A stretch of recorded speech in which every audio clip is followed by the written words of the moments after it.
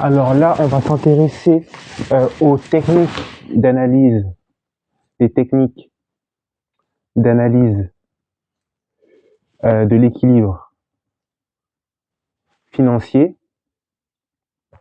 Alors, il y a deux techniques pour d'analyse de l'équilibre financier. Il y a soit la méthode normative ou alors la méthode des ratios. Dans un premier temps, je vais m'intéresser à la méthode normative. Donc, ces deux techniques elles vont permettre de savoir si une entreprise elle est solvable ou pas.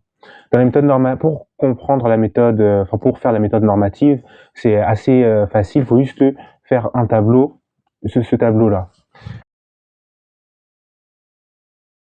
Ici, je vais mettre la formule qu'il faut mettre. Ici, il y a le montant. Ici, il y a la norme. Et ici, on va faire une observation. OK. Et là, on va écrire FRN.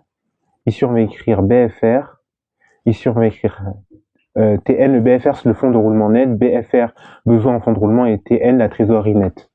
OK. Et maintenant, je vais un peu expliquer ce que c'est. Le fonds de roulement net, en fait, ça va être notre marge de sécurité à long terme. OK, j'écris ici FRN. C'est pour une entreprise, c'est notre marge de sécurité à long terme. Et BFR, c'est pareil, c'est notre marge de sécurité, mais cette fois à moyen terme. Moyen terme. Et la trésorerie nette, cette fois toujours notre marge de sécurité, mais à court terme. D'accord? Donc en fait, on évalue la solvabilité de notre entreprise vraiment selon différents paramètres. Donc long, moyen, court. FRN, BFR, trésorerie nette. Et pour calculer le FRN, normalement ça nous sera donné dans le partiel.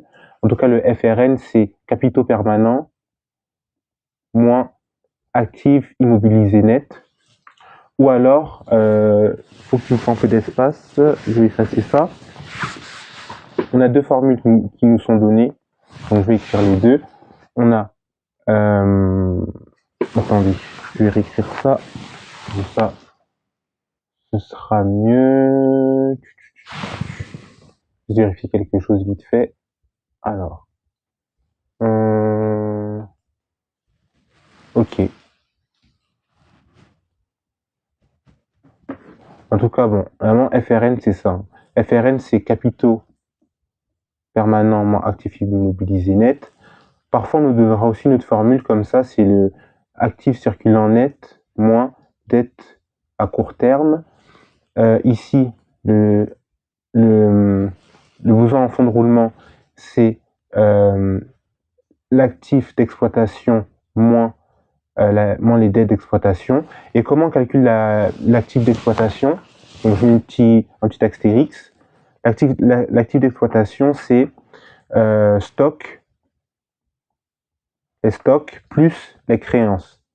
Donc si on ne voit pas directement l'actif d'exploitation, il faudra faire stock plus créance. Ça, c'est à retenir.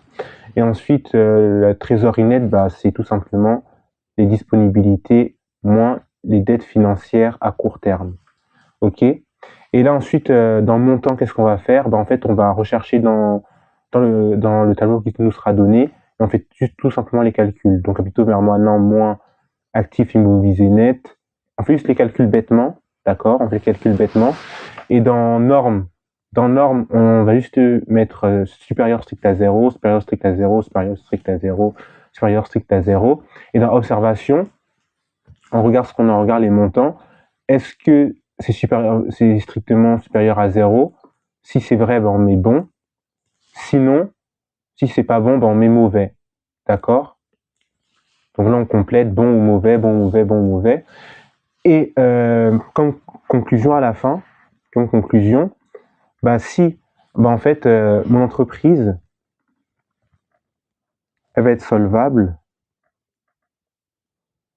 si et seulement si j'ai FRN qui est supérieur à 0, mon fonds de roulement net qui est supérieur à 0, mon besoin en fonds de roulement qui est supérieur à 0 et ma trésorerie nette qui est supérieure à 0. Donc mon entreprise elle est solvable si et seulement si tous nos paramètres ici sont strictement supérieurs à 0. Donc c'est tout ce qu'il faut comprendre pour la méthode normative et on va passer directement à la méthode des ratios. Méthode des ratios, je ne vais pas refaire le tableau de la méthode des ratios parce qu'il est assez long, peut-être je vais mettre une capture d'écran. La méthode des ratios, faut pas connaître grand chose sur la méthode des ratios. En fait, on va avoir ici, on va avoir un tableau avec des calculs qu'il va falloir réaliser. On va voir nos normes avec différents chiffres, ok, qui vont nous être donnés. Il faudra également dire si ici c'est ce qu'on a, c'est bon ou c'est mauvais par rapport à la norme, bon ou mauvais. Et si et après on va conclure, mon entreprise est solvable. Cette fois, si et seulement si 50% des ratios, si au moins 50% à retenir des ratios sont bons. Donc là, si dans mon tableau j'ai au moins 50% des ratios ici que j'ai écrit bon, c'est que mon entreprise elle est solvable. Voilà. Donc là, c'est tout ce qu'il faut savoir pour la méthode des ratios, c'est pas trop compliqué.